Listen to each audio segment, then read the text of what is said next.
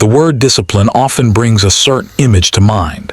It carries the weight of gritted teeth, of white-knuckled willpower, of forcing yourself to do what you do not want to do.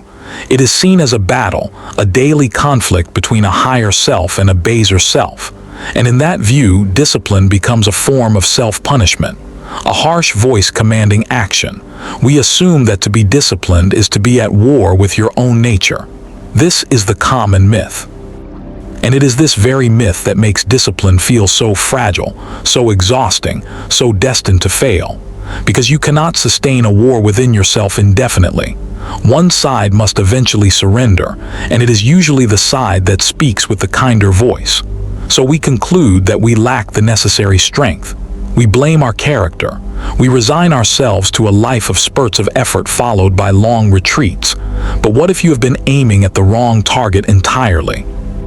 What if unbreakable discipline does not come from force but from a profound understanding, not from conflict but from alignment?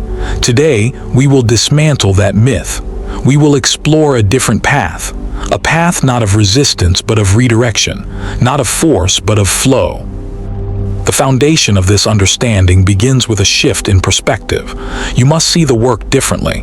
The most transformative work you will ever do is largely invisible. It does not happen in the gym when the weights are lifted. It happens in the mind, the moment before. It does not happen at the desk when the report is written. It happens in the quiet decision to sit down and begin. The invisible work is the engineering of the environment. It is the arrangement of your world to make the right action the easiest action. It is the careful programming of your own habits so that willpower becomes a reserve, not a requirement. Think of a master gardener. You see the bloom, the vibrant flower, the abundant harvest. That is the visible result. But what made that possible? The unseen work was in preparing the soil. It was in testing the pH, in amending it with nutrients, in ensuring proper drainage long before any seed was planted. The gardener does not force the seed to grow. He does not shout at the seedling to stretch taller. He understands that his job is to create the conditions where growth is not just possible, but natural, almost inevitable. Your mind, your day, your surroundings are your soil. Unbreakable discipline is not about mustering the heroism to push through barren, rocky ground every single day. It is about the quiet, invisible work of preparing fertile ground. So that when you plant the seed of an intention, it takes root. It finds nourishment easily. Your effort then is not in the forcing, but in the tending. In the consistent, gentle, almost effortless maintenance of the conditions you have already established. The visible act is the harvest. The invisible work is the cultivation. Master the cultivation and the harvest ceases to be a struggle. It becomes a consequence. This leads us to a fundamental law, a law that governs all meaningful achievement. Success is not the event of a singular dramatic victory. It is not the lottery win. It is what happens when preparation meets opportunity. But we have misunderstood that phrase. We think of opportunity as a lucky break, a chance encounter, a door swinging open, and preparation as being ready to sprint through it. The deeper truth is that opportunity is not a door that appears randomly. Opportunity is a constant, gentle pressure that is always present. It is the pressure of a problem that needs solving. It is the pressure of a potential that is unrealized. It is the pressure of a life that could be more. Preparation, then, is not about waiting for a siren to go off. It is about developing a sensitivity to that constant pressure. It is about shaping yourself, day by invisible day, so that you become the natural solution to that problem. You become the vehicle for that potential. You align yourself with that more. When you do this, you no longer chase opportunity. You attract it, because you have become the kind of person for whom the opportunity was always intended. The musician practices scales daily, not because he knows a specific concert will require them next Tuesday, but because he is preparing his fingers to meet any melody opportunity presents. The writer reads and writes consistently, not because she has a book deal in hand, but because she is preparing her mind to meet any idea that arrives. Their discipline is not a forced march toward a specific, stressful goal. It is a steady calibration of their instrument themselves, so they are always in tune, always ready to play. The meeting is not dramatic. It is quiet. It is the moment the problem arises and you, having done the invisible work, simply know what to do. You have the strength. You have the skill. You have the clarity. It feels less like seizing an opportunity and more like stepping into a space that was shaped for you, because it was. You shaped yourself to fit it. Now, how do you know where to apply this preparation?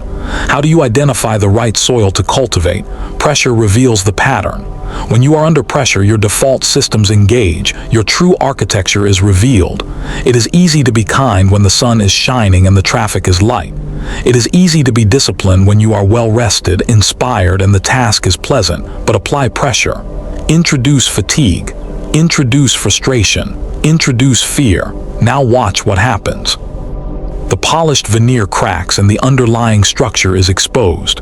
This is not a moment for judgment, but for diagnosis. It is a gift. That moment of pressure is showing you exactly where your preparation is insufficient. It is highlighting the fault lines in your foundation. Let me give you a real-life example. Consider someone who has a goal of financial independence. They create a budget. They commit to saving. For months, it goes well. Then the pressure is applied. An unexpected car repair. A medical bill, a tempting vacation invitation. Under this financial pressure, their pattern is revealed. Do they see the budget as a rigid rule to be agonized over and then broken with guilt? Do they raid their savings with a story of necessity, only to struggle to replenish it? Or have they done the invisible work? Have they cultivated a mindset where the budget is a map, not a jailer? Have they built a small buffer for the unexpected, not as an excuse to spend, but as part of the plan? Have they connected the act of saving so deeply to their vision of freedom that passing on the vacation feels not like a sacrifice, but like an investment in a deeper desire? The pressure did not create their reaction. It revealed it. Another example, someone aims for physical health. They exercise regularly, eat well. Then pressure, a stressful week at work, travel, a social event laden with poor food choices. The pressure reveals the pattern. Is their discipline a fragile castle built on the sand of perfect conditions? Do they collapse entirely, abandoning all routines, and then spend weeks rebuilding the motivation to start again? Or have they built a flexible, resilient system? Have they prepared for travel with a body weight routine? Have they defined what eating well means in a restaurant? Have they connected their physical energy so clearly to their professional performance that maintaining the habit during stress is a non-negotiable support system, not an extra burden? The pressure is the test, and the test is not pass-fail. It is instructional. It shows you with brutal clarity where your current design fails, and therefore where your invisible work must begin. To do this invisible work, you must protect one asset above all others. Your focus is the seed from which everything grows. It is the concentrating force that turns energy into results. In a world designed to fragment your attention, protecting your focus is not a mild suggestion. It is the core discipline. You must guard it like a master jeweler guards a flawless diamond, not with paranoia, but with profound respect for its value and fragility. Distraction is not merely an interruption of your time. It is a dilution of your power. Every time you allow your focus to be shattered, you are not just losing minutes. You are breaking the state of flow. You are forcing your mind to restart, to reload, to rebuild momentum. This constant restarting is what exhausts you. It makes any task feel 10 times heavier. It makes discipline feel like force because you are always starting from a standstill, always pushing against the inertia of a distracted mind. True discipline, the unbreakable kind, begins with the disciplined management of your attention. It means creating rituals of focus. It means defining what you will ignore. It means understanding that a 1-hour block of undiluted focus is worth more than a fractured 8-hour day of busyness. You must become the curator of your own attention. You must learn to say no to the trivial many in order to say yes to the essential few. This is not about being rude or unavailable. It is about being intentional. It is about recognizing that your creative energy, your problem-solving capacity, your deepest thinking, these are born in stretches of uninterrupted engagement. When you protect your focus, you are not being rigid. You are being efficient. You are aligning your greatest resource with your highest priorities. The work then ceases to be a battle against distraction and becomes a deep immersion in purpose. And in that immersion, you find not strain, but a certain kind of peace. The peace of a mind fully applied. That peace is the opposite of force. It is the essence of flow. This process follows a natural, logical sequence. A growth sequence that, if respected, builds competence and confidence. It begins with learning. You must absorb the principles, the methods, the knowledge relevant to your aim. But learning in isolation is merely accumulation. It is possession without power. The second step is application. You must take what you have learned and use it in the real world. This is where theory meets the unyielding surface of reality. It is where you discover the gaps between what you know and what you can do. The third step is evaluation. After you have applied the effort, you must step back and assess. You must look at the result with clear eyes, not with the eyes of a critic seeking to condemn, but with the eyes of a scientist seeking data. What worked? What did not? Where was the friction? The fourth step is correction. This is the pivotal moment. Based on your evaluation, you make a deliberate adjustment. You refine the method. You tweak the approach. You fill the knowledge gap you discovered. This is the heart of the invisible work. The fifth step is persistence. You repeat this sequence. Learn, apply, evaluate, correct, and you do it again and again. This cycle is the engine of mastery. It transforms discipline from a blind repetition of effort into an intelligent evolution of skill. You are not just doing, you are learning how to do it better. You are solving the puzzle of your own effectiveness. This turns the journey from a monotonous march into a series of discoveries. The discipline is in maintaining the cycle, not in the brute force of the effort within it. When you engage in this sequence, you are partnering with reality. You are listening to the feedback the world is giving you. You are adapting, and in that adaptation you find leverage. You find ways to achieve more with less effort. You find the smooth path through the terrain. This is how discipline becomes sustainable. It is not a static weight you carry. It is a dynamic process you inhabit. This brings us to the crucial distinction between two forces, discipline and motivation. Motivation is an emotion. It is a feeling of enthusiasm, of desire, of being pumped up and ready to go. It is wonderful. It is a tailwind. But like all emotions, it is temporary. It comes and goes with the weather of your mind, with external circumstances, with your energy levels. To rely on motivation is to build your house on the sand. When the rain falls and the winds blow, and they will, the house will collapse. Discipline in its true form is not an emotion. It is a decision that has been engineered into a system. It is the set of default settings you have installed in your life. It is the prepared soil. It is the protected focus. It is the commitment to the growth sequence regardless of how you feel in a given moment. Motivation asks, "Do I feel like doing this?" Discipline answers, "This is what I do." Systems beat moods every single time. Your system is your personal infrastructure. It is your morning ritual that happens whether you're inspired or tired. It is your weekly planning session that happens whether you're optimistic or overwhelmed. It is your pre-planned workout schedule. It is your designated hours for deep work. It is your rule for handling email. These systems remove the need for decision-making in the moment when your willpower is low. You do not debate whether to go to the gym. Your system says you go on Monday, Wednesday, and Friday at 6 a.m. The decision was made last Sunday. All you have to do is execute. You have taken force out of the equation. You have replaced the internal debate with a pre-programmed action. The feeling may follow the action or it may not. It is irrelevant. The action is what matters, because the action is what builds the result. The action is what reinforces the identity. Over time, you do not need to feel motivated to be disciplined. Your disciplined actions become the source of a quieter, deeper, more reliable feeling, the feeling of integrity, the feeling of self-trust. You said you would do it, and you did.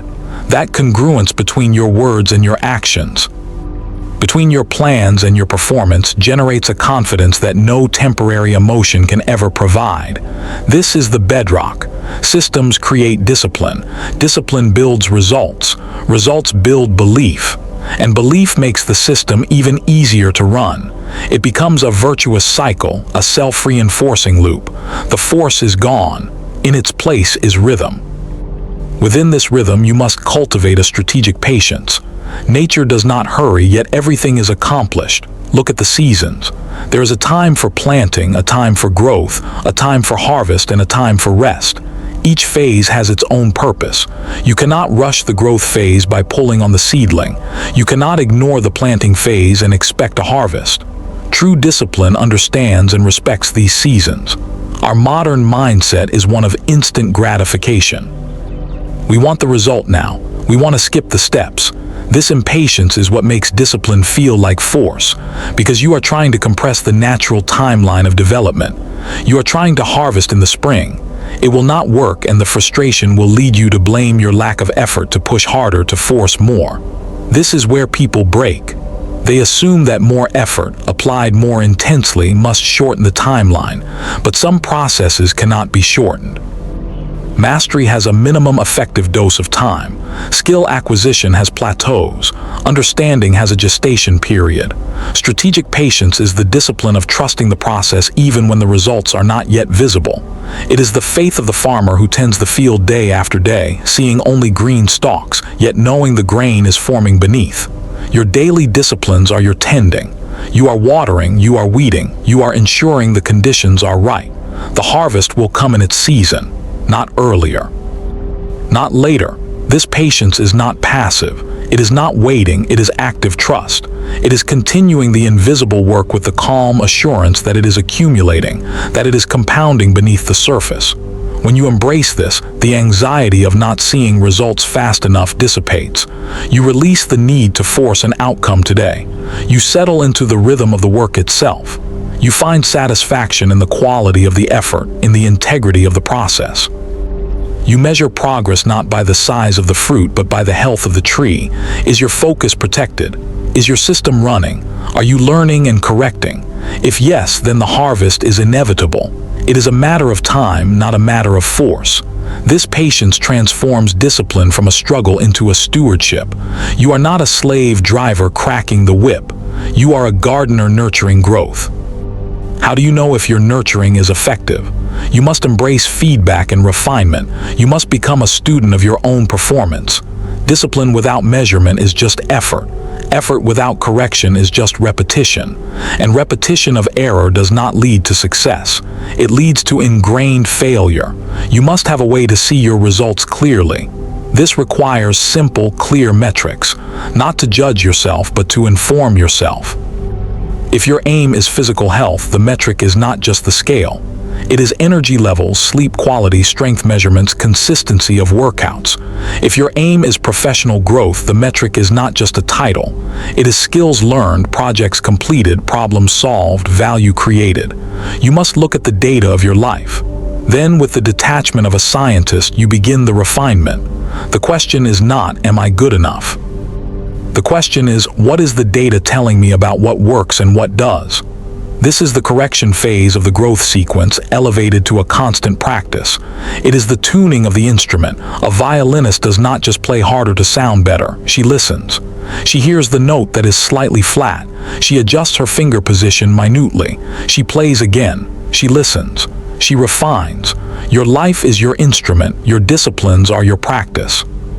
The results you create in your health, your relationships, your work, your peace of mind are the music. You must learn to listen to that music. Is it harmonious or discordant? Where is the flat note? Is it in your time management? Is it in your communication? Is it in your recovery? The feedback is always there. The world is always responding to your actions. Your job is to perceive that response and have the humility and the wisdom to make an adjustment.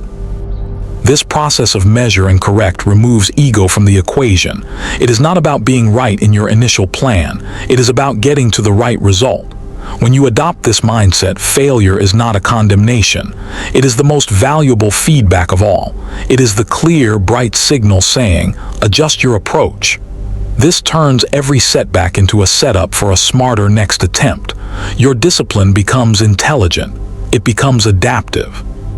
It becomes a learning algorithm applied to your own life. And an intelligent system is always more powerful and less exhausting than a brute force system.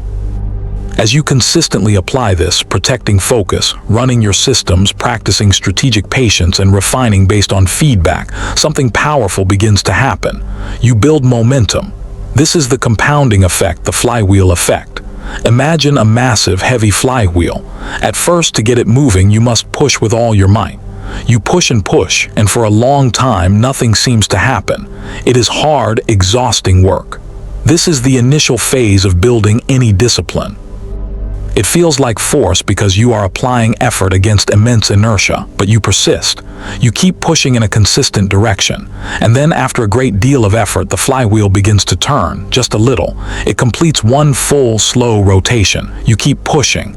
Now the second rotation is a little easier. The third is easier still. With each rotation, the stored energy increases. The momentum builds. Now the flywheel begins to work for you. The effort required to keep it moving decreases dramatically. Its own weight and motion carry it forward. Your initial pushes, the disciplined actions, are now being multiplied by the momentum of the wheel itself. This is the point where discipline transitions from effort to inertia. It becomes harder to stop than to keep going. The morning run becomes a non-negotiable source of energy, not a chore. The deep work block becomes your most productive and satisfying part of the day, not a struggle. The financial saving becomes automatic, not a deprivation. The flywheel is spinning. Your systems are running. The momentum compounds. Small, consistent actions, sustained over time, generate results that are far disproportionate to the effort expended in any single day. This is the mathematical certainty of consistency. This is where you reap the reward of your early, difficult pushes. And when you see this, you understand why force was never the answer.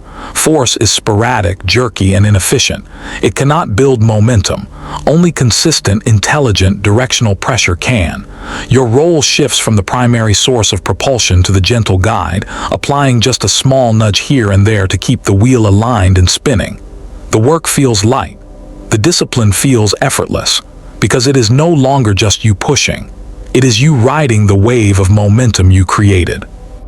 This state, this rhythm of momentum aligned with purpose, leads to the final understanding. The breakthrough is not a one-time event. It is not a summit you reach and then plant a flag.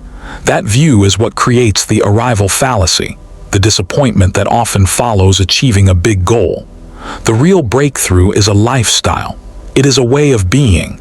It is the emotional elevation that comes from knowing you are in command of your own energies, that you are the architect of your days, that you are no longer at the mercy of fleeting feelings or external circumstances. You have built an inner citadel, a private fortress of discipline that is unshakable not because its walls are thick, but because its design is intelligent. It is aligned with natural laws, the law of preparation, the law of focus, the law of sequence, the law of compounding. This lifestyle is characterized by a deep, quiet confidence. It is the absence of internal conflict. The war is over. The two sides, the one that wants immediate pleasure and the one that wants long-term fulfillment, are no longer at odds. They have been integrated. You have designed a life where the path to long-term fulfillment is paved with daily actions that are, in themselves, satisfying and aligned. You enjoy the workout for the feeling of vitality it brings now, not just the future health. You enjoy the focused work for the state of flow it induces now, not just the future outcome. You enjoy the financial prudence for the peace of mind it provides now, not just the future security. The future and the present have merged. You are living your future today in the quality of your actions. This is the ultimate freedom. It is freedom from the tyranny of your own lower impulses, not because you have crushed them, but because you have understood them and built a life that transcends them. It is freedom from anxiety about tomorrow, because you know you are competently handling today. It is freedom from regret about yesterday, because you see it as necessary feedback in your ongoing refinement. This emotional elevation, this sense of peace, power, and possibility, is the true prize. The specific goals you achieve along the way are merely markers, signposts that you are on the right path.